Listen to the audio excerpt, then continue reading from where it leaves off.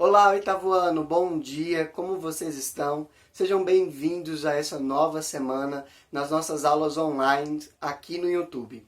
Semana passada, o Conselho Estadual de Educação soltou uma nova resolução decretando que nós deveríamos continuar com as nossas aulas online. A partir dessa decisão, os professores se reuniram na quinta e na sexta-feira para pensar em melhores estratégias para que pudéssemos levar até vocês os conteúdos de forma a ajudá-los da melhor forma que fosse possível. Decidimos, então, que continuaríamos com nas nossas aulas online aqui pelo YouTube, porque por aqui vocês poderiam assistir, reassistir os vídeos quantas vezes vocês quisessem, quando quisessem e de onde quisessem. Outra coisa que nós decidimos nessa reunião foi fazer uso de duas novas plataformas. Nós usaremos o Google Classroom, que é uma plataforma onde nós, professores, conseguimos inserir atividades, fotos, vídeos, links, enfim, materiais complementares para ajudar na avaliação e nos conteúdos de vocês. Por lá, vocês também poderão interagir diretamente com os professores. Além do uso do Google Classroom, que está dividido por turma, estou deixando junto com esse vídeo um tutorial de como você terá acesso à sua turma dentro da plataforma. Nós também faremos uso do aplicativo Zoom.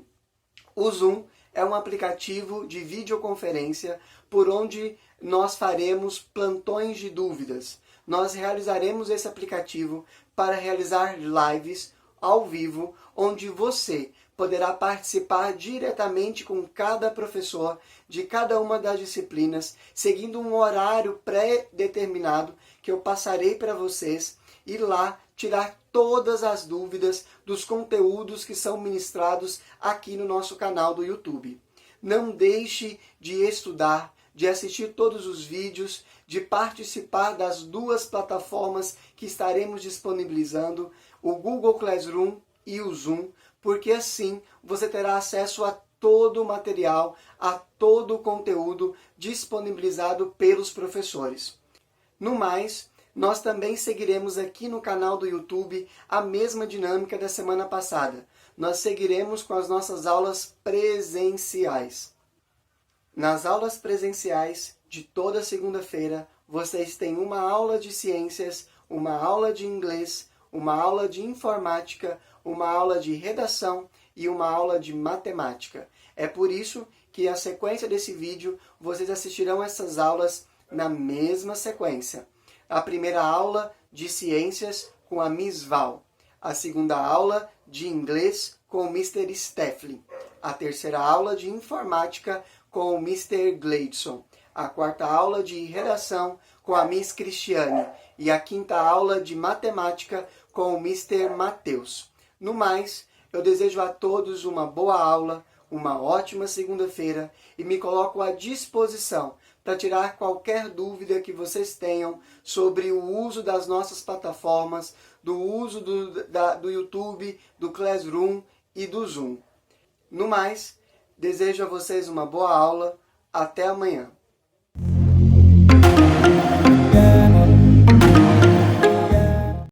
Hello, oitavo ano. Como vocês estão? Nós iremos começar o nosso módulo 2, capítulo 5, do módulo 2.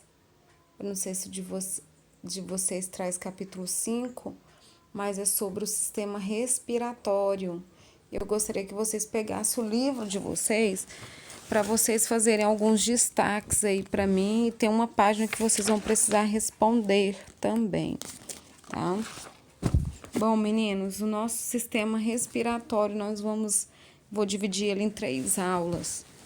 O primeiro, nós vamos saber a importância da respiração e os órgãos que compõem. Na segunda aula, nós vamos ver, a respiração pulmonar e tecidual. E na terceira aula, sobre os problemas respiratórios, certo? Bom, aí, começando aí sobre a importância da respiração, Meninos, a respiração ele é um processo vital para os seres vivos aeróbios, pois é a partir dela que as células desses organismos obtêm gás oxigênio que necessitam para o seu metabolismo, e elimina gás carbônico, certo? É importante também, meninos, ressaltar que o processo da respiração, ele depende da ação de dois sistemas em conjunto. O sistema respiratório e o circulatório, certo? Porque o oxigênio ele é captado da atmosfera e a eliminação do gás carbônico são realizados pelo sistema respiratório. Já o sistema circulatório ele é responsável pelo transporte e pela troca dos gases entre o sistema respiratório e as células, ok? Aí vocês estão vendo algumas estruturinhas do sistema respiratório, os alvéolos pulmonares, os pulmões, né? As vias aéreas superiores. Bom, qual que é a função desse sistema respiratório? A função dele é realizar as trocas gasosas do organismo com o ambiente, sendo que na maioria dos organismos ocorre a absorção do gás oxigênio e eliminação do gás carbônico. Esse processo é conhecido como hematose. Nós temos alguns componentes que fazem parte desse sistema respiratório, são as vias respiratórias e os pulmões. Bom, quais são os órgãos do sistema respiratório? Começando lá, eu tenho as fossas nasais, que como destaque nós temos o nariz, né, e as cavidades nasais, a boca, a faringe, a laringe, traqueia, brônquios, bronquíolos já dentro dos pulmões, tá? Pulmões, nós temos dois, pulmões direito e esquerdo, e o diafragma. Aí tem a boca, mas é importante, eu vou ressaltar isso para vocês muito, e depois eu vou colocar um videozinho no Classroom, que é importante não respirar pela boca, certo? A expiração, ela pode ser feita pela boca, mas a inspiração não. O ar não pode entrar pela boca, ok? Porque lá quando a gente for falar sobre fossas nasais, aí eu vou falar sobre a função do nariz, ok? O sistema respiratório, ele tem, além das funções, né, de troca gasosa, né, do oxigênio do meio externo para o meio interno, ele vai passar para essa corrente sanguínea, aí o sangue leva a todas as células, sai recolhendo o gás carbônico, certo? E aí traz para ser eliminado. Sabemos também que o nariz ele é um órgão do sentido, na verdade ele é um órgão, né, que faz parte do sentido que é o olfato. Eu coloquei para vocês a atividade, na verdade não é atividade, né? Na página 5 do livro de vocês está em branco, então vocês precisam preencher com o nome dos órgãos. Então, a respiração ela é um conjunto de mecanismos que permite as trocas gasosas, a obtenção do gás oxigênio e a eliminação do gás carbônico entre os seres vivos e o meio ambiente. Através das trocas no interior das células ocorre a respiração celular, obtenção de energia química a partir de moléculas orgânicas e o consumo de gás oxigênio. Então, nós temos a respiração celular e a respiração pulmonar.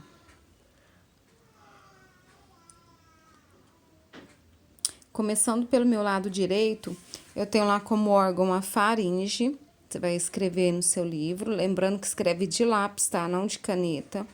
Laringe, traqueia, bronquíolos. No meio aí eu tenho os dois pulmões, né? Tenho os brônquios. Aí agora eu estou subindo, tá? De baixo para cima vai ficar brônquios, que é do meu lado esquerdo.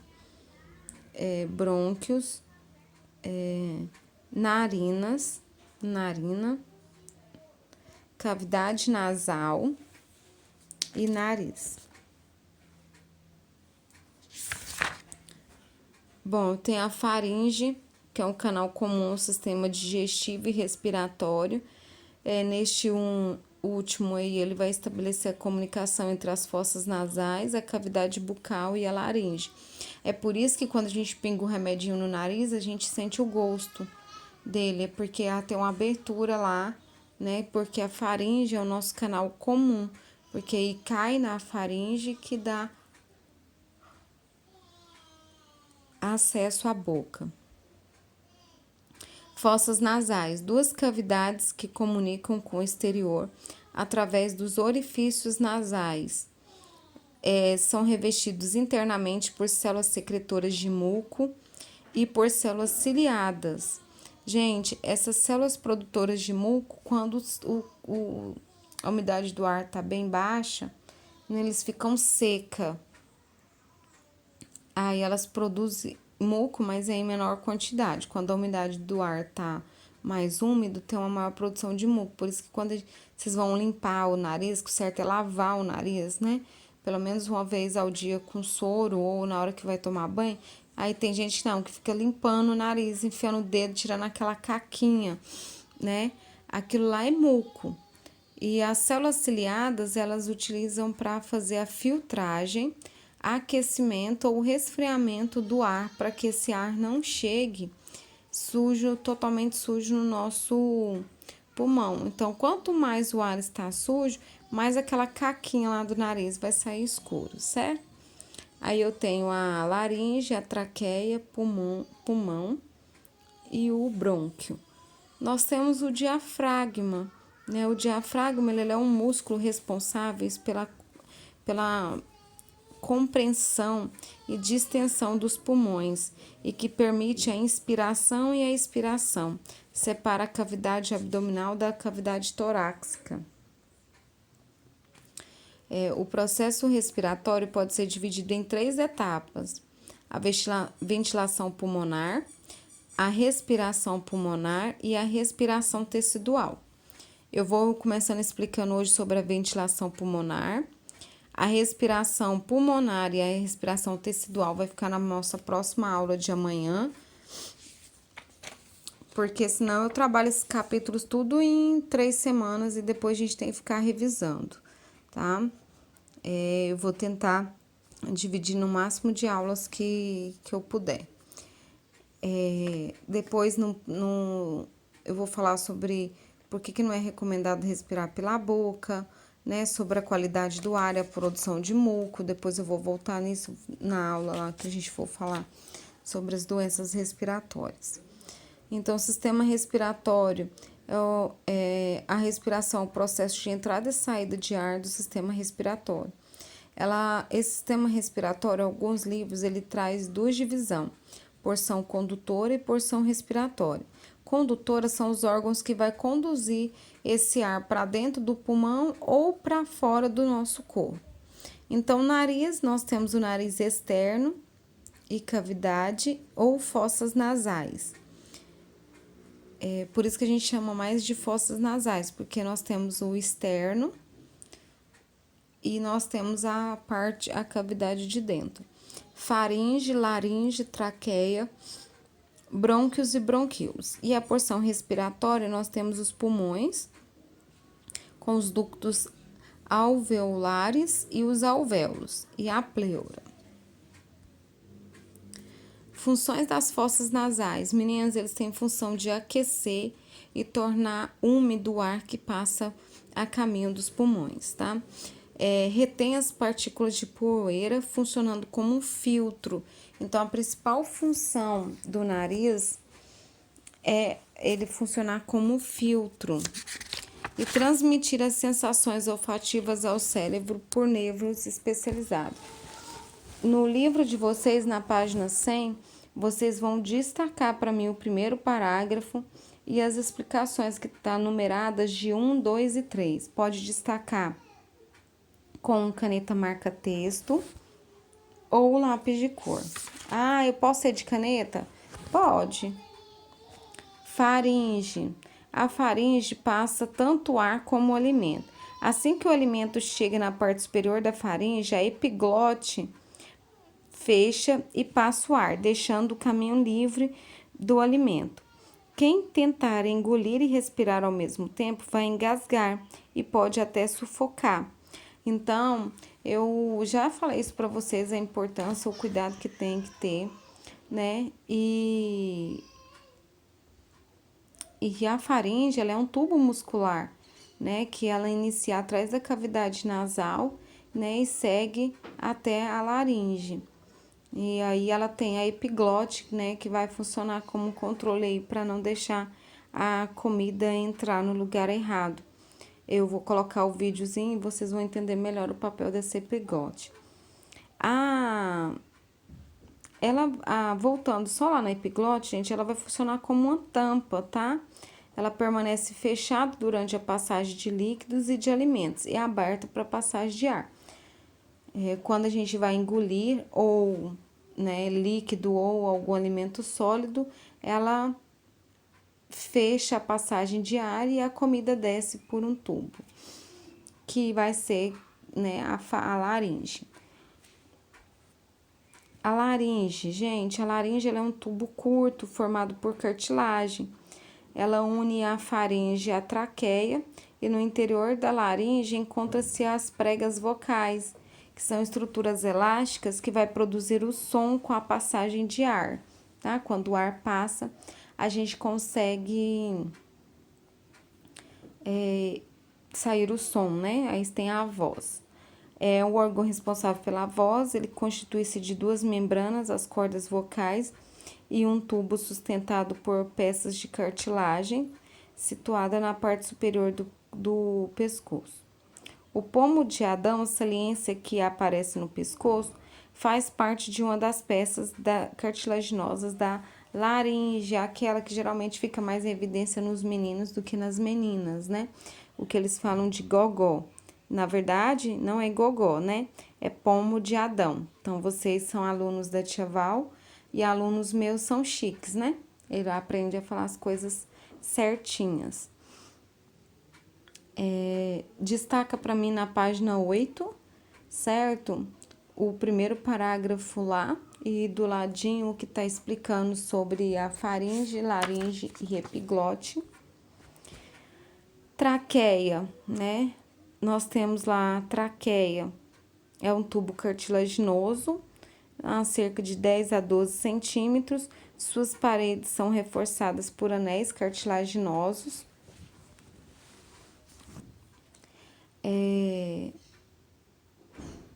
Essa traqueia, né, ela secreta um muco, então ela é revestida por umas células que produzem muco, que tem a função de aquecer e umedecer o ar e ajuda também a reter as impurezas, o que não foi retido no nariz, né? Retém lá na traqueia.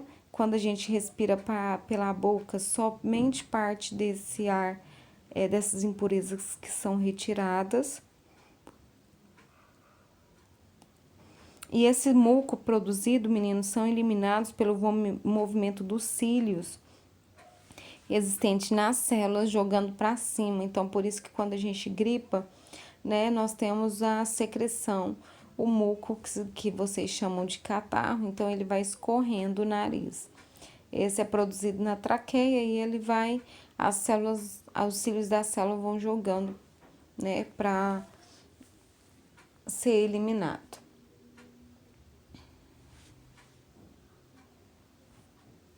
Os brônquios, suas duas ramificações da traqueia, eles vão penetrar nos pulmões. São dois tubos, os brônquios. Esses brônquios, eles entram no pulmão e continuam a se dividir.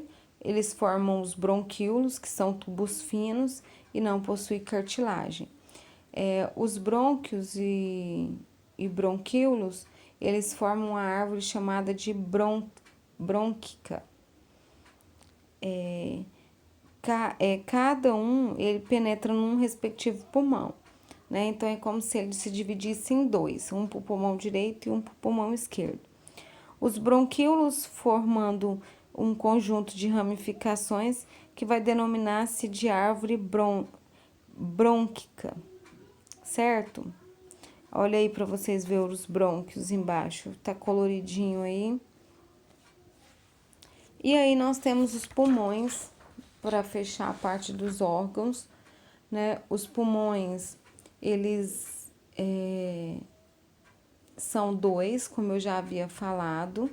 Eles estão na parte interna da região torácica.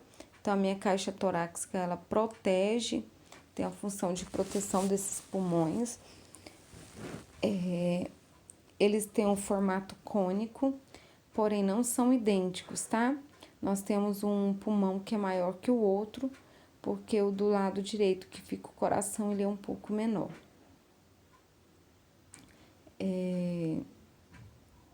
Dentro dos pulmões, nós temos a árvore brônquica. Ela é formada pelos brônquios e bronquíolos. E no final desses bronquíolos vai ter os alvéolos pulmonares, que vai ser a região onde a gente vai ter as trocas, né, gasosas. Esses alvéolos, eles parecem caixa de uva, né? Suas paredes são formadas por um tecido elástico.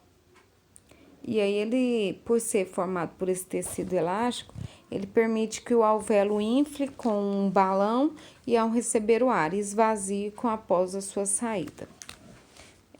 Depois nós vamos falar de algumas doenças, né, que atrapalham essa troca gasosa. Nos alvéolos, o ar inspirado irá oxigenar o sangue e receber deste o gás carbônico, produzindo por todas as células do organismo. Então, aí no desenho, vocês estão vendo no primeiro, eu estou mostrando os bronquíolos, né, e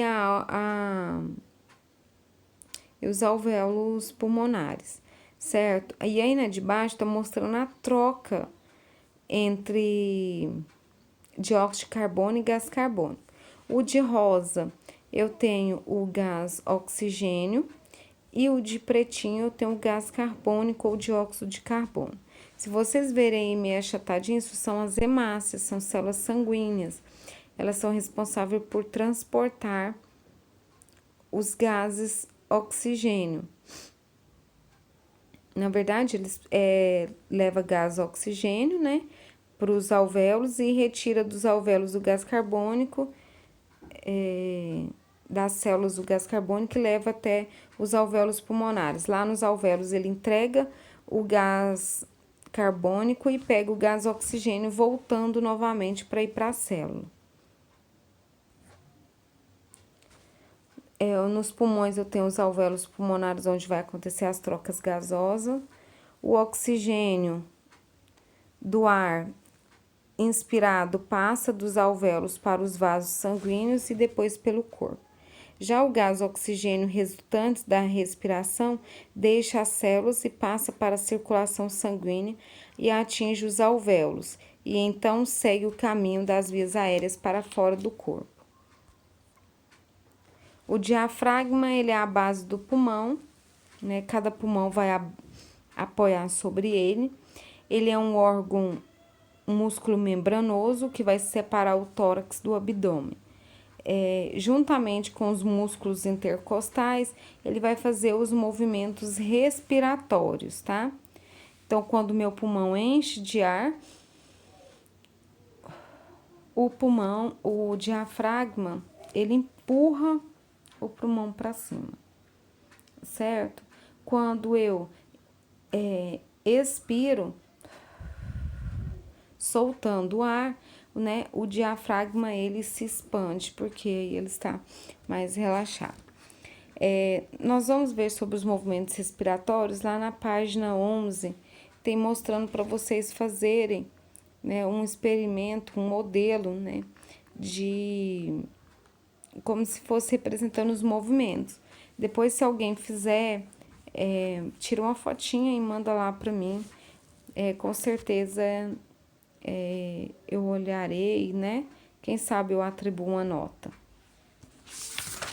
E aí nós temos os dois movimentos respiratórios. O primeiro é a inspiração e o segundo é a expiração. Inspiração, né, a contração do diafragma pelos músculos intercostais. O diafragma, ele baixa o externo e as costelas levantam.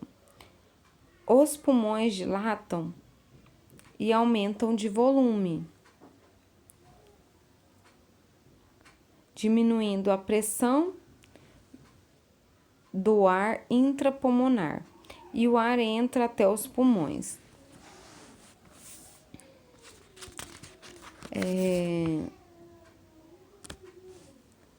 Se vocês pegarem lá na página 12 do livro de vocês, tem um quadradinho com essas explicações, se puderem destacar lá para mim, tá?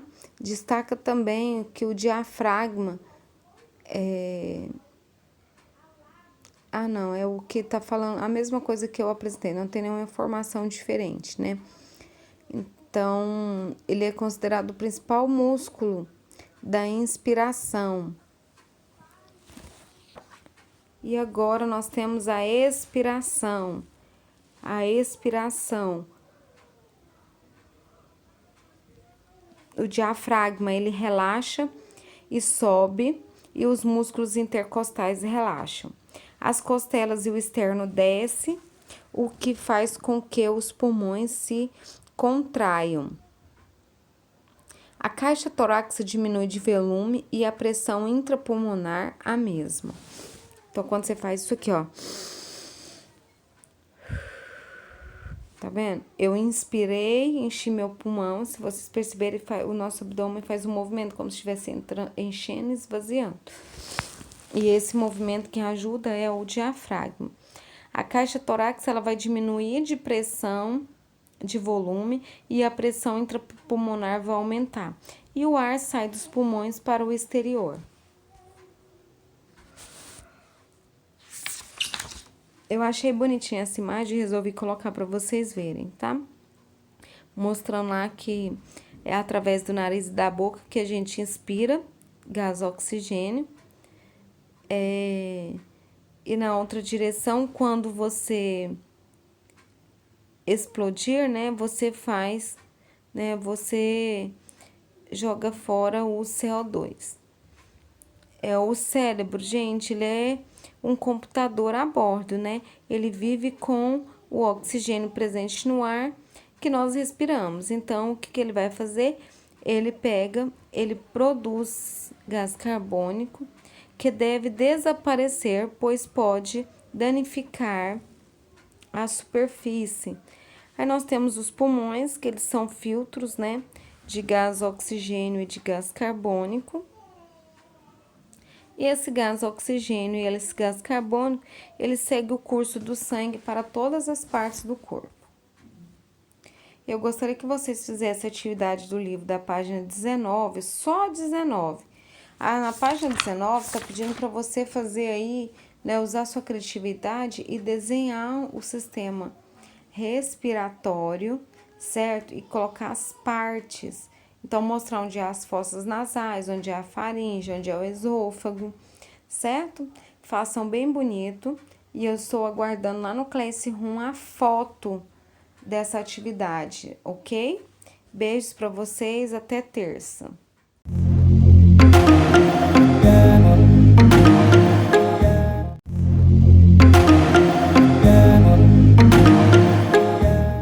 Olá, queridos alunos, bom dia, boa tarde, boa noite, dependendo do horário que vocês estiverem vendo esse vídeo. Mais uma videoaula, mais uma aula de informática para vocês. Espero que sejam todos bem, espero que estejam todos em casa, todos aí se cuidando, tomando os cuidados necessários que nós temos que cuidar durante esse dia e reforçando que estamos na torcida para tudo isso passar logo e a gente poder voltar a ter o nosso contato diário de antes. E pessoal, continuando nossa aula que nós começamos na semana passada sobre segurança na internet. Semana passada nós vimos até a dica de não publicar sua localização sempre, o tempo todo. E hoje vamos continuar aqui e finalizar esse tema aí de segurança, com essas dicas aí que eu separei para vocês. Agora que com certeza nesse período eu acho que vocês estão mexendo um pouco mais do que o normal na internet. Então vamos para a próxima dica. Pessoal, essa dica aqui ela é muito importante, assim como todas as dicas, que é não acredite em tudo que se vê na internet. Nem tudo que está na internet é verdade, né? Porque algo está na internet que obrigatoriamente aquilo exista, aquilo seja de fato real. E tem que se tomar muito cuidado, desde aí as fake news, notícias falsas, a montagens, a fotos. Às vezes vocês recebem uma foto, por exemplo, essa foto aí desse unicórnio foi descoberto, o primeiro unicórnio no país, e você já fica eufórico porque postou na internet, então significa que existe unicórnio. Nem sempre algo que está na internet é verdade. Primeiro que existem aí vários programas de montagens de foto, a gente tem aí Photoshop e diversos outros programas, e o mesmo vale para notícias. Existem muitas notícias falsas na internet. Não é porque você leu algo específico que aquilo é uma verdade. Sempre olhe a fonte daquela notícia, se aquele site é confiável, se é uma fonte de notícia confiável. Não é porque também é um vídeo que necessariamente é verdade. Dá para ser feito montagens também em vídeos. Então sempre fique de olho, sempre desconfie em tudo que está na internet, porque nem tudo é real. Por exemplo, essas 3 imagens aí, acredito que todas são montagens. Então fiquem sempre de olho, sempre pé atrás no que vocês estão vendo e lendo. E olhem a fonte, olhe quem publicou, se aquela fonte é confiável, se aquela imagem realmente não tem nenhum erro de edição, se aquele tentem sempre vejam de maneira desconfiada, sempre com o pé atrás, tá bom? Nem tudo que está na internet é verdade. Vamos lá para a próxima dica. Nem todo mundo é quem diz ser na internet. Na internet também tem os fakes.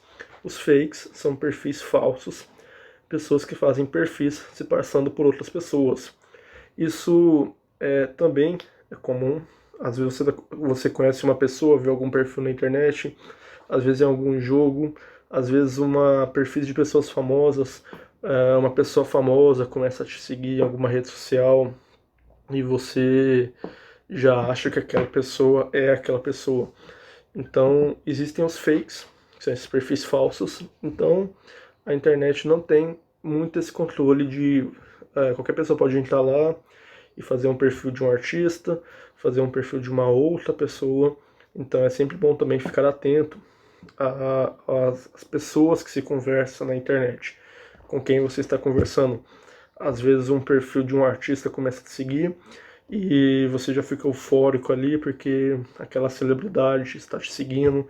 Às vezes no jogo apareceu o perfil de uma pessoa famosa, mas sempre fica com o pé atrás, porque existem os fakes na internet. Então essa é mais uma dica de segurança. Nem todo mundo é quem diz ser na internet. Próxima. Cuidado com os links da internet. Não clique em qualquer coisa. Use sempre antivírus, AVG, Avast, etc. Pessoal, no computador, principalmente no computador, celular, existe alguns antivírus. É sempre importante ter algum antivírus instalado. Tem o AVG e o Avast, que são antivírus bons e são antivírus gratuitos. Você não paga para usá-los. Eles têm uma parte paga, mas a parte gratuita faz o básico. Então é importante vocês terem antivírus no computador para evitar invasões. Como que funciona o vírus? A pessoa, quando ela cria o vírus de computador, seja para hackear as informações do computador, para ter acesso à sua máquina, ela precisa de uma permissão. Como que é feita essa permissão? Através de links disfarçados, de notícias falsas, de e-mails falsos. E aí a pessoa clica naquele link, aquele link automaticamente dá a permissão para o vírus ser instalado no computador, e aí o vírus faz aí o que ele foi programado para ser feito. Então, às vezes você entra em um site e começa a abrir várias janelinhas ao redor do site, seja no celular, seja no computador. São os spams.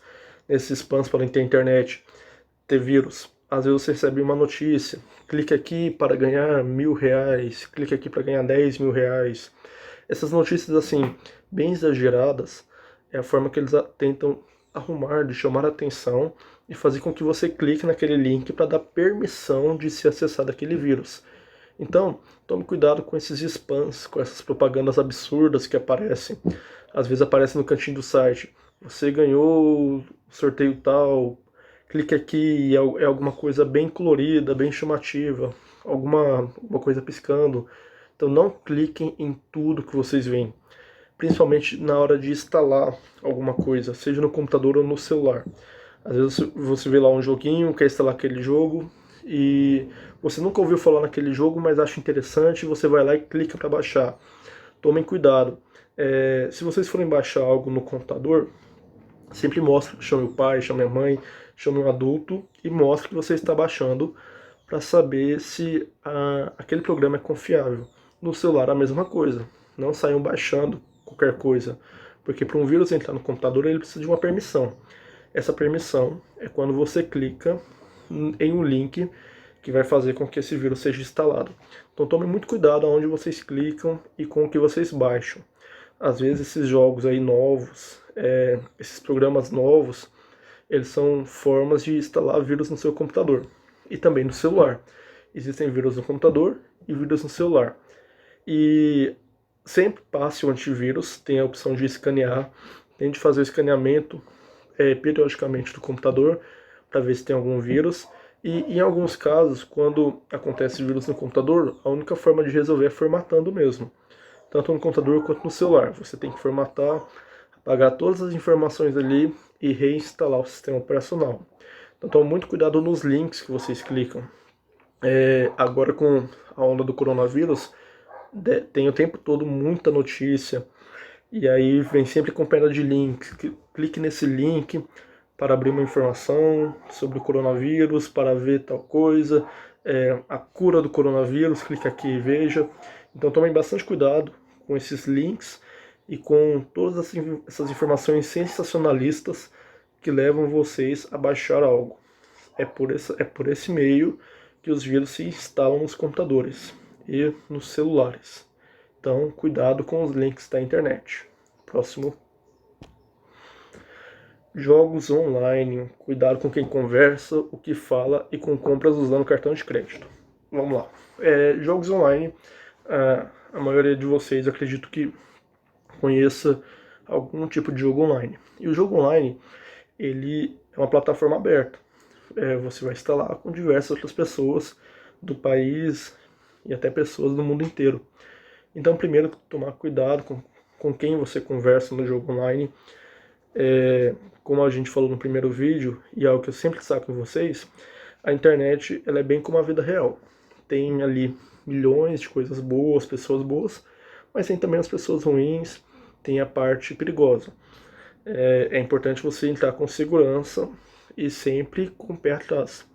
Então cuidado com quem vocês conversam em jogos online, porque assim como naquela dica passada, a gente nunca sabe com quem realmente está conversando.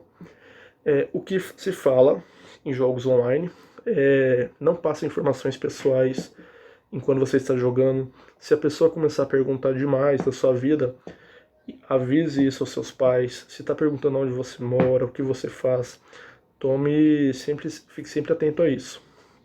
E principalmente, cuidado com as compras que são feitas dentro dos jogos.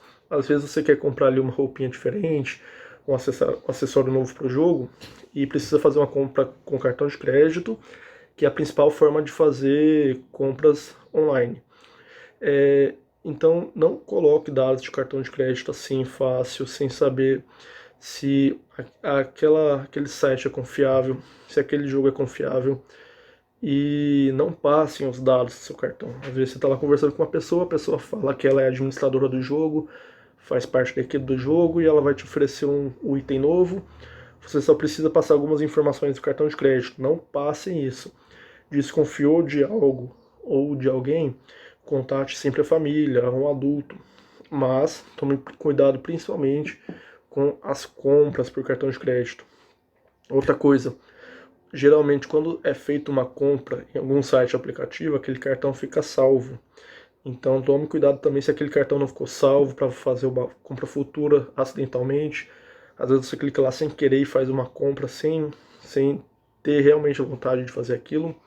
Então é muito importante tomar alguns cuidados com os jogos, com quem vocês estão falando, o que vocês falam e com essas compras que os jogos geralmente oferecem de itens extras. Sempre prefiro a opção de boleto. Se você quer comprar alguma coisa no jogo, se tiver a opção de boleto é mais seguro, porque gera um boleto bancário, você pede para o papai, para a mamãe pagar para vocês. É melhor do que colocar o cartão de crédito diretamente, ok? E a nossa última e talvez a mais importante dica de segurança é: sempre converse abertamente com seus pais. Fiquem alerta, qualquer coisa suspeita, chame-os imediatamente e mostre.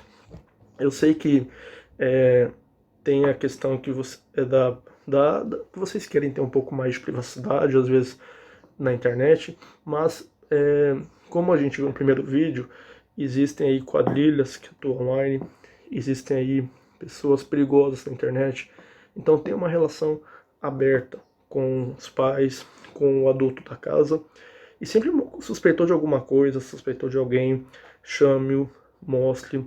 Eu tenho certeza que a conversa, que a prevenção é a melhor forma de evitar um problema grave aí no futuro. Então, tá suspeitando, tá com dúvida, tá preocupado com algo, converse, chame, mostre.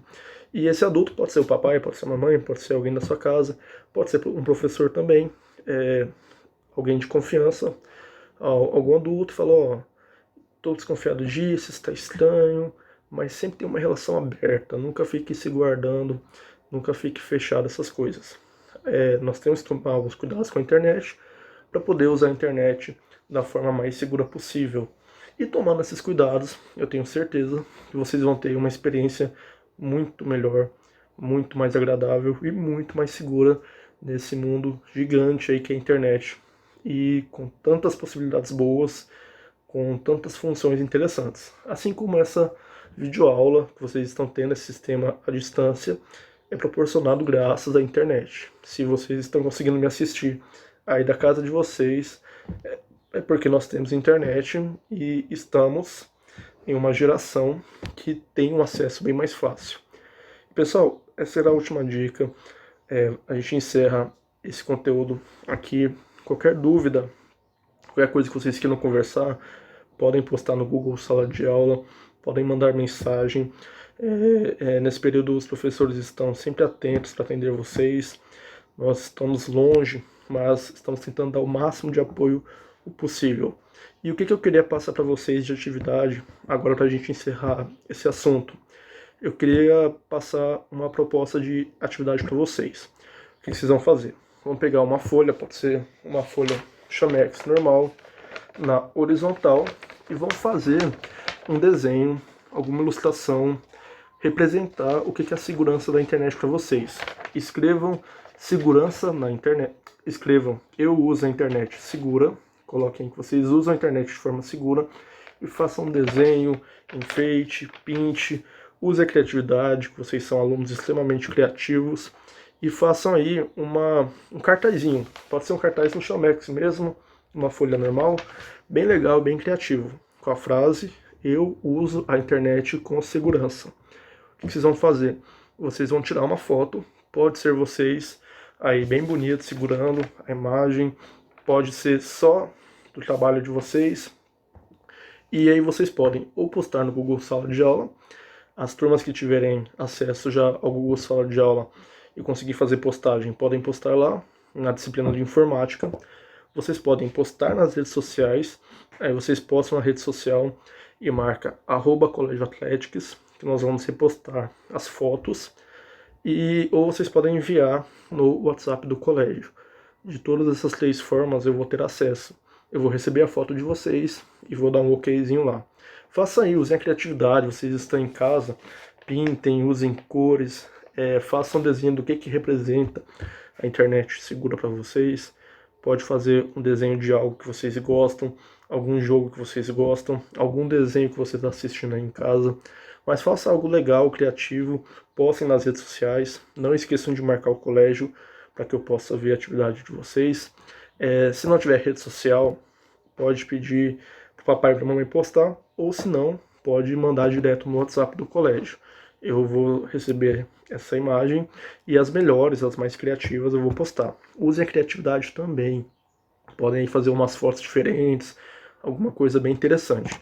Eu tenho certeza aí que vocês são ótimos alunos, têm uma criatividade imensa e vão arrasar nas fotos.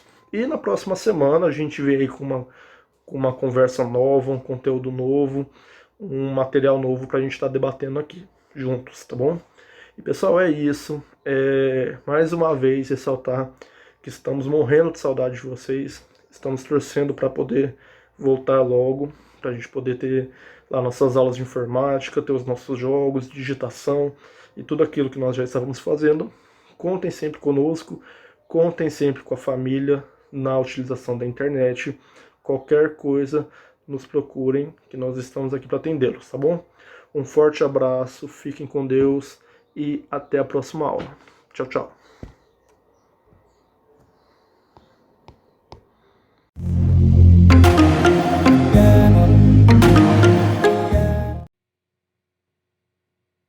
Olá, oitavo ano, tudo bem com vocês? Espero que esteja tudo ótimo.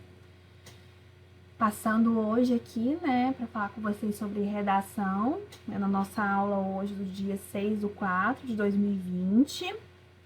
Continuamos seguindo o nosso horário oficial de aulas, tá? Então, nós temos aula aí de redação na segunda aí, né? A aula de hoje é referente à segunda-feira, dia 6/4. Então, aí nós estamos aí no quarto horário. Hoje eu falarei com vocês um pouco sobre resumo e resenha. 2 semanas atrás eu passei uma atividade para vocês que tinha como base a ideia aí de resumo e resenha, só que era em literatura.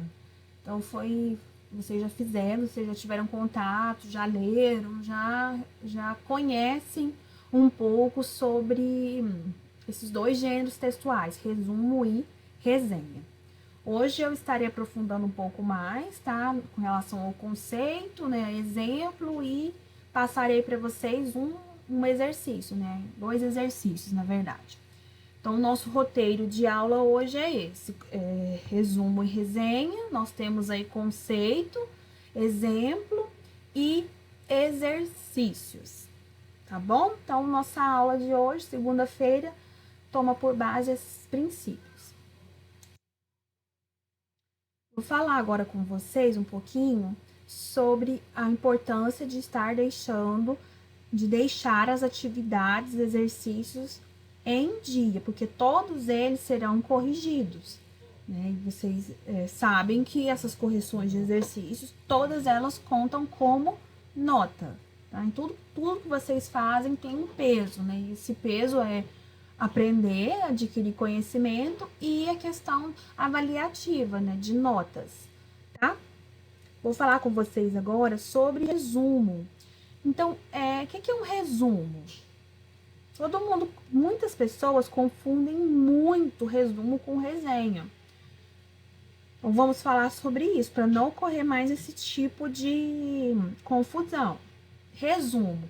Ele é uma apresentação dos principais aspectos, ideias e conceitos de um texto original, distribuído por parágrafos construídos de forma lógica, cronológica, coesa e coerente.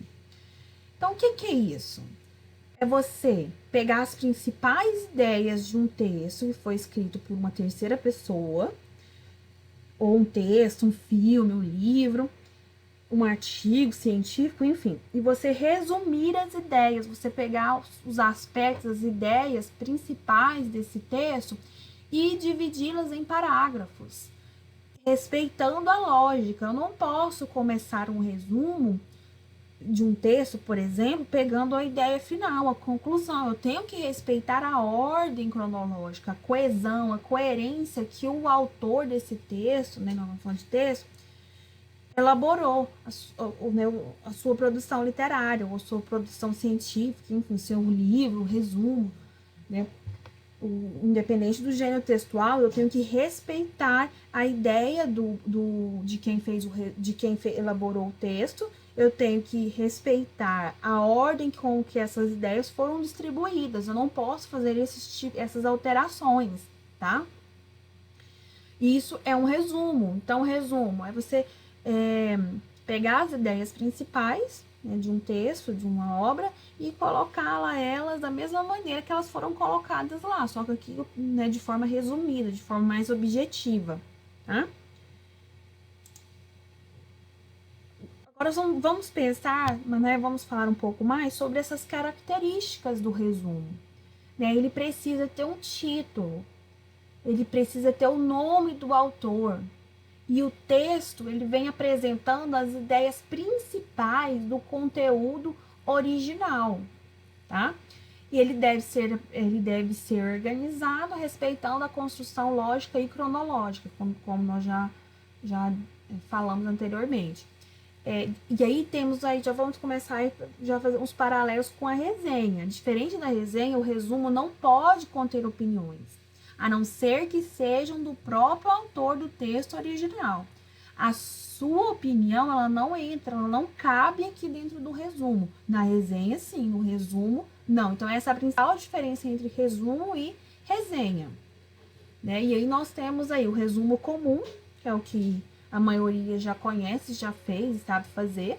E nós temos aí no meio acadêmico, ou seja, no meio estudantil, o resumo simples e o expandido. O próprio nome já te induz a entender ou imaginar o que possa ser. Se eu estou falando de um resumo simples, então vai ser o básico, vão ser apenas as ideias básicas, né? Obviamente de forma clara e objetiva. Agora, se eu falo de um resumo expandido, aí eu já tenho mais detalhes. Mas dentro desses detalhes, eu não posso colocar a minha opinião, porque aqui é um resumo que nós estamos falando. Tranquilo? Agora eu quero falar com vocês sobre resenha. A resenha tem uma obra, tem um livro, tem um filme, tem um artigo científico, tem algum gênero lá, um texto que você precisa resenhar. Eu tenho que colocar um resumo, eu tenho que resumir essas ideias. Eu tenho que pegar os principais aspectos, as principais características e começar a escrever sobre elas, né? Colocando as ideias que foram colocadas pelo autor, né? Que a ideia central é dele, mas eu tenho que pensar o seguinte, eu tenho que colocar detalhes. O resumo não, ele tem que ser mais objetivo. Na resenha eu tenho que acrescentar mais detalhes. Por quê? Porque na resenha, o autor da resenha, ele pode colocar, né, como eu coloquei, um juízo de valor. Ou seja, a opinião dele. E para que essa opinião seja colocada, é necessário, se faz necessário, ter um detalhamento maior de ideias que são do autor, né, que estão presentes lá no texto. Tá? Por que disso? Porque se eu vou colocar a minha opinião, eu tenho que ter mais argumentos, eu tenho que ter mais ideias para comprovar ou não. Ah, eu sou a favor desse texto, eu não sou a favor, eu concordo nisso ou naquilo. Então, por isso essas diferenças entre o resumo e a resenha. O resumo é mais objetivo, a resenha ela é mais detalhada, ela tem mais detalhes aprofundados da obra. Por quê? Porque eu vou colocar a opinião, eu vou colocar uma crítica, enfim. A ideia, o juízo de valor, né, que será colocado.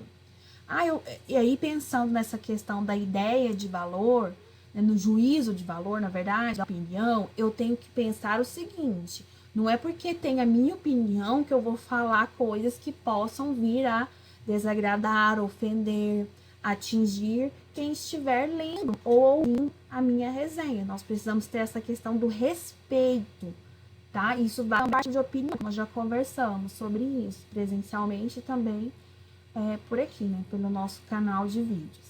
Então, vamos para as características aí da resenha. Né? Ela tem o quê? As ideias que vêm do resumo, aquela ideia principal de ir pegando o quê? Os pontos principais, tá?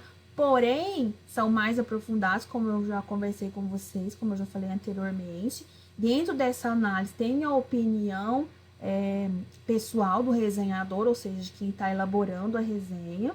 E aí, dentro dessa opinião, é importante fazer com que o leitor, quem estiver lendo a sua resenha, material, ela leia a resenha e ela se coloque dentro da ideia que está sendo passada, do tema que o resenhador é aprofundar os detalhes, é colocar a sua a opinião dele, que está elaborando, e utilizar argumentos e palavras que convidem o leitor a ter um contato com o material. Que material é esse? São as ideias, é o texto, é a música, é o filme, enfim, é a obra que foi resenhada. E as resenhas, elas podem ser descritivas, ou seja, fazem descrições, elas podem ser opinativas, críticas ou científicas. Eu não vou cobrar nada que seja do plano científico por enquanto, porque nós vamos por partes, tá? As científicas. Quem faz uma resenha científica? Qualquer pessoa pode fazer. Só que se você vai dar uma opinião ou um juízo de valor, você tem que ter conhecimento sobre aquele ponto científico que está sendo resenhado, que está sendo falado. Então, normalmente, entra no plano da medicina, dos cientistas, neurocientistas, enfim, pessoas mais dessa área, tá? Vamos seguindo aí com a nossa aula. Tá? Então, nossa aula hoje é resenha, que nós estamos falando, nossa aula do dia 6/4/2020, né? Já falamos sobre conceito, já falamos sobre as características, sobre resumo e resenha. E agora eu quero falar com vocês exemplo de um resumo, exemplo de uma resenha. Vocês já conhecem esses dois exemplos, porque em outro momento eu passei uma atividade e eu coloquei esses dois exemplos. Eu estou repetindo os dois novamente, porque são exemplos fáceis de serem lidos e interpretados, muito extensos. E como vocês já viram ele, fica mais fácil vocês encaixarem agora aqui nessa aula de hoje, na atividade que eu estarei propondo logo em seguida. Vou ler o exemplo de resenha. A Netflix sabe mesmo como surpreender seus espectadores. Sem muita divulgação, disponibilizou em seu catálogo uma série com o nome em espanhol e sem rostos conhecidos no elenco, ou seja, não tinha ninguém famoso até então. O que ela não esperava, porém, é que La Casa de Papel fosse se tornar uma das melhores obras. Você prende a atenção do público desde o primeiro capítulo. Por que esse texto aqui é um exemplo? Tá? Então aí, quando a pessoa que escreveu diz o que ela não esperava, porém, que La Casa de Papel fosse se tornar uma das melhores do ano. Então, é a opinião dela. Pode ser que outras pessoas não achem o mesmo. Fale, não, é o contrário, não é uma das melhores do ano. No final, ela fala assim, o seriado prende a atenção do público desde o primeiro capítulo. É uma opinião do resenhador, da pessoa que resenhou, que fez a resenha. Porque pode ser para que outro resenhador que não prende até o público, não chama atenção, tá? Então, isso aí é um exemplo de resenha. Tem as informações do seriado, mas tem a opinião do resenhador. Vou ler agora um exemplo de resumo. Lançada em 2017, a série La Casa de Papel é disponível na Netflix e conta a história de 8 ladrões que se trancaram na Casa da Moeda da Espanha para realizar aquele que seria o maior roubo da história do país. Sob o comando do professor, quem lidera o grupo é o responsável por recrutar e reunir o bando. Então aí é um resumo, porque não tem nenhum juízo de valor, não tem uma opinião do resenhador. Tem só as informações bem objetivas sobre o seriado. Tem o ano, né, que foi lançada, tem o canal, né, que está disponibilizado, que é na Netflix. Aí fala que conta a história dos 8 ladrões e tal, do roubo, né? E aí quando você fala dos personagens, quando você fala dos ladrões, você faz referência aos personagens. Quando você fala que é 2017, você faz referência ao tempo, que aí no caso é cronológico, porque você sabe quando aconteceu. Tem aí o nome, que é La Casa de Papel. E aí tem o enredo. O enredo é o quê? O maior roubo da história do país, no caso a Espanha. E aí quando cita o professor, quem lidera o grupo, está falando o quê? Que ele é o personagem principal. Então aí nós temos um exemplo de resumo, tá? Com as ideias principais aí do seriado. Não tem opinião nenhuma, ao contrário do exemplo da resenha, que tem sim, como eu já falei com vocês, exemplo, tem a opinião do resenhador, né? Ou seja, de quem escreveu essa resenha. Quero falar agora com vocês sobre a atividade, que é um homework que eu elaborei aqui para vocês. Eu quero que vocês façam, né? Eu vou propor a vocês que elaborem um resumo e uma resenha. Então, são duas atividades, um resumo e uma resenha, sobre o conto Uma Galinha, de Clarice Lispector. Esse conto está postado no Google Classroom. É a nova plataforma que nós estaremos utilizando agora, em que atividades serão postadas lá e vocês respondem e postam ela novamente, para que nós, professores, possamos fazer as correções. Então, para essa primeira atividade nossa, eu estou deixando o conto lá, o conto está lá postado. Essa atividade você vai fazer no caderno de redação, e aí você posta a foto dela lá.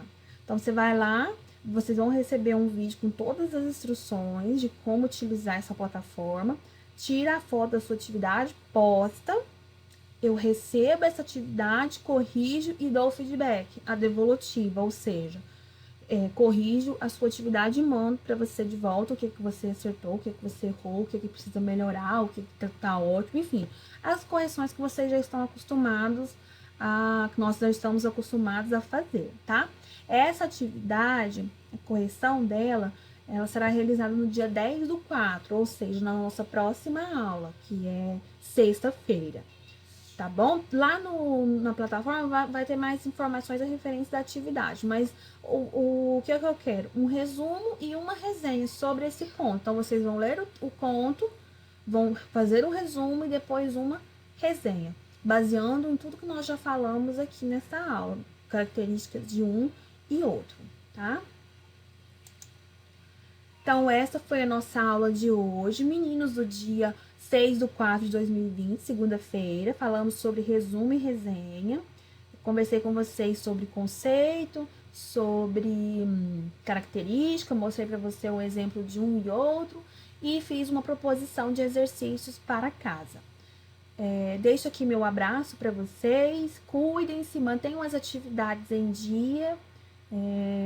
Estou com muita saudade de todos, o nosso convívio tem feito muita falta, mas se faz necessário nesse momento. Tudo de bom para vocês, uma excelente semana. Qualquer coisa é só me chamar nas redes sociais. E um beijinho para todos. Bye, bye.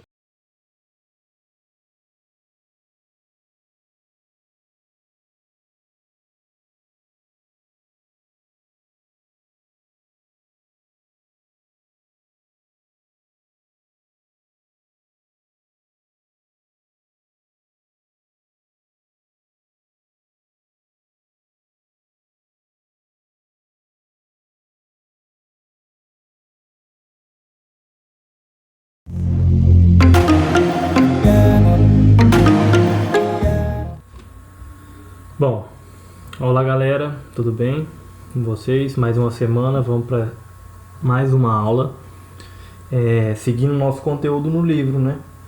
E esse conteúdo ele começa na página 62, quem quiser acompanhar pelo livro também tem como, tá? Então agora a gente vai falar de conjuntos, a gente vai continuar falando de conjuntos. A gente teve uma breve introdução na semana passada e agora a gente vai entrar nos tipos de conjuntos. Vamos começar então pelo conjunto dos números naturais.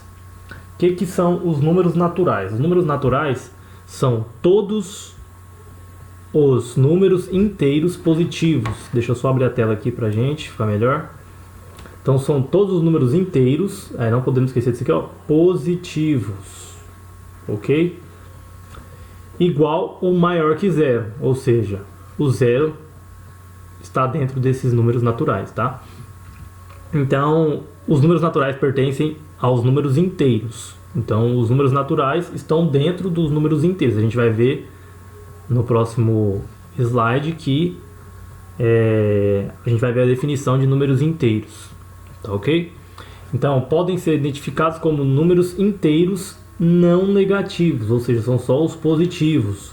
Os números inteiros vão abranger todos os números, inclusive os negativos, beleza? Então, aqui ó, os números naturais, então começa no zero e vai 1, 2, 3, 4, 5 até o infinito. São todos os números positivos, ok?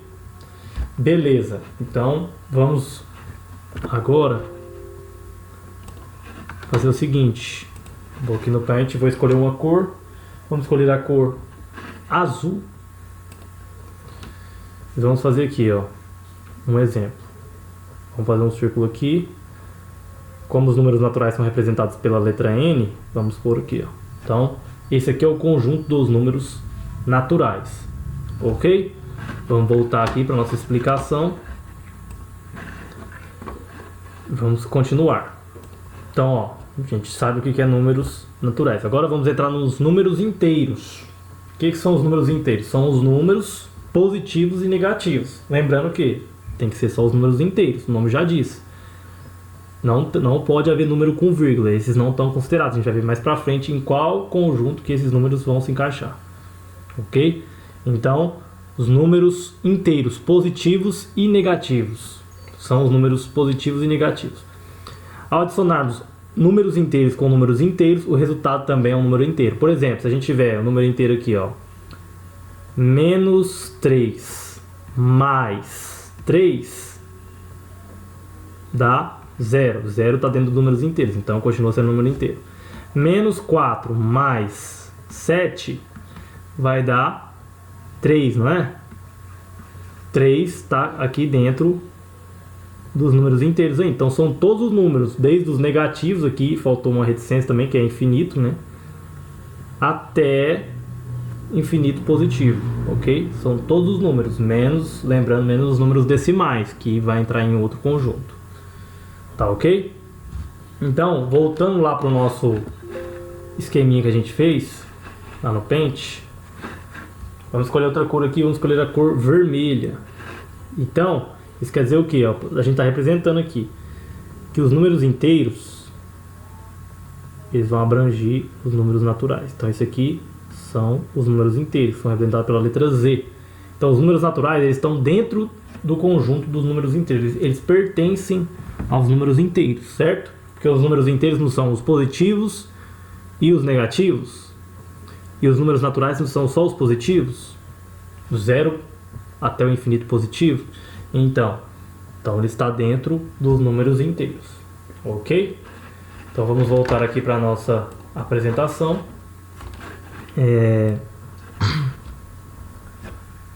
Vamos para o próximo. Os números racionais. O que são os números racionais? Os números racionais, eles são aí, ó, todos os números positivos, negativos e decimais. Ou seja, os decimais, os números com vírgula, entram nesse conjunto. Ok? Então, é praticamente todos os números. Ó, o conjunto de números naturais está contido no conjunto de números inteiros, que, por sua vez, está contido nos números racionais. Tá? Então, como a gente viu, os números naturais estão contidos nos inteiros e os inteiros estão contidos nos racionais. Ou seja, os racionais é o conjunto de tudo. Tanto os números positivos quanto negativos, quanto números com vírgula. Resumindo aí, ó, são praticamente todos os números, incluindo dízimas periódicas. Então as dízimas periódicas também entram aqui.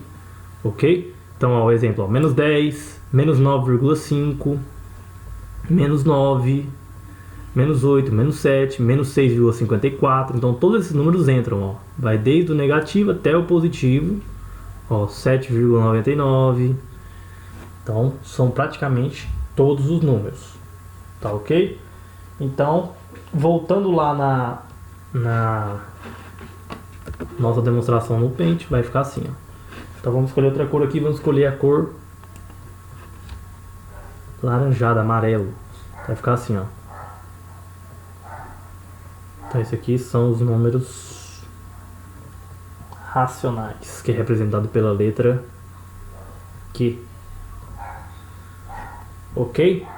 Então esse aqui, ó. Então ele abrange tudo, tanto os números inteiros quanto os naturais. Beleza? Então vamos voltar aqui. Tá. Vamos abrir aqui. Então, racionais está aí. E por fim, os números irracionais. O que são os números irracionais? São todos os números que não são naturais, nem inteiros e nem racionais. Ah, não diga, Matheus. Não, é isso aqui, ó. Tem que prestar atenção que é um número que eu não consigo identificar. Como assim não consigo identificar? Eu não consigo identificar o que é. Por exemplo, nos números naturais tem o 3, tem o 7, tem o 8, 9, 0, 1. Então, esses números são números, como podemos dizer, formados. São os números que eu sei exatamente que número que é esse. Nos números inteiros também sei, menos 3, menos 5, esses aqui também pertencem aos números inteiros, então eu conheço também.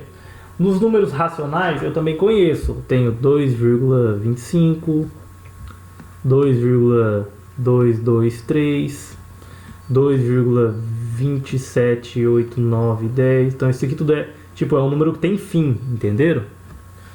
Então, e tem a dízima periódica também. Eu posso ter, por exemplo, 9,99. Tem a dízima periódica. Beleza. Então, o que sobra para os irracionais? São os números que eu não consigo identificar através disso aí que a gente já estudou. Então, um exemplo. Raiz de 3.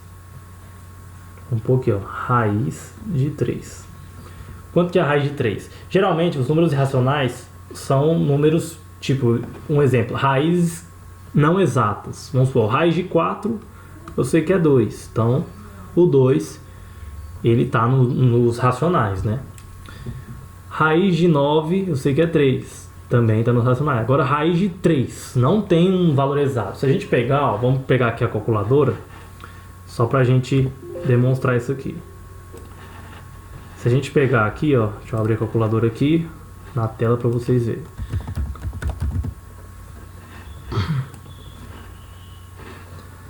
Vamos lá, ó. Raiz, 3 raiz. Ó, tá vendo que deu um número quebrado aqui, ó, mas aqui, ó, porque a calculadora só tem isso aqui de casa. Mas se fosse continuar, ia continuar aqui, ó, sem fim esse número, certo? Não ia ter fim esse número. Então, quando isso acontece, tá vendo que ele não é dízima periódica, porque dízima periódica ia ser repetindo, por exemplo, ia ser 7777, ou senão ia ser 73737373. Então, é um número sem fim, onde não tem uma ordem, não tem uma sequência dos números aqui. Então, aqui, ó, são todos os números, geralmente são números decimais que possuem infinitas casas decimais, sem uma ordem ou padrão. Um outro exemplo, quer ver? É o π. O π também é um exemplo de um número irracional, ok? Porque ele é 3,1415 e aí vai. Ele não tem uma ordem e ele é infinito, essas casas decimais deles, ok? Então, vamos voltar lá no nosso Paint. E agora a gente vai ter os números irracionais. Os números irracionais, eles não estão dentro dos racionais. Eles estão fora. Então a gente vai marcar aqui, ó. Vamos escolher outra cor aqui, vou escolher uma roxa. Então eles vão estar aqui, ó. Um pouco eles vão estar aqui assim, ó. Eles estão fora disso aqui. Então, isso aqui são os números irracionais, que é representado pela letra I. Beleza? Então eles estão fora. Tá, vamos voltar para a nossa explicação. Conjunto dos números reais. Então, o conjunto dos números reais é o que? São todos os números, incluindo os racionais e os irracionais. Então, os reais é o conjunto de todos os números, tá? Em alguns casos, eles falam que o zero não pertence, depende do que você estiver fazendo. Aí vai falar para você se vai considerar o zero ou não. Então, voltando aqui para o nosso esquema no Paint, os números reais é o conjunto de todos os números. Vamos pegar aqui uma cor verde. Então vai ser aqui, ó. Tudo isso aqui são os reais. Então vou pôr aqui, ó, o R de reais. Deu para entender? Então é isso o nosso conteúdo. E a gente vai entrar pro módulo 2, né? Só que eu vou deixar uma tarefa para vocês fazerem. E a gente vai começar a trabalhar também com o Google Classroom. E por lá eu vou passar a tarefa para vocês vão fazer e me mandar foto. Beleza? Então, nossa tarefa, nosso exercício vai começar na página 64. Então, para fazer a página 64, vou até escrever aqui, ó, página 64. Então, vocês vão fazer até a número 4. Até a número 4 da página 64, só 64, 65 não. Depois vocês vão para a página 70. Página 70. Só a página 70 também até a número 4. E, por fim, vocês vão para a página